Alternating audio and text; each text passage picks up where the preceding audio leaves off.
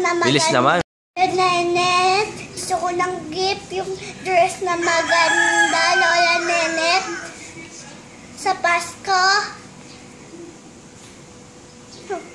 Eh, nakatingin ka sa akin, alam na dinidiktahan.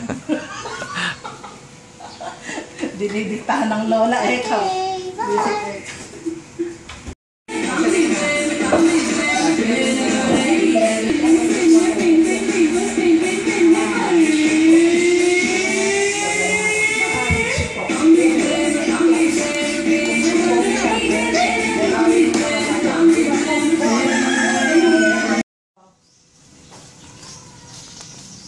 Oh, ano, pauwi na natin si Jerome.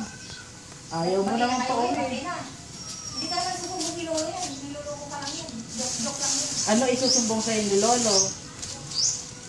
Eh ako. O, ibig sabihin, papaluin ka ni Lolo?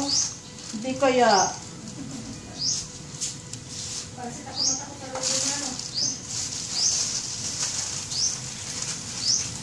Nasaan si Lolo? Mag-alas 11 na pala. Kala ko nga, malis ko na. Bye-bye.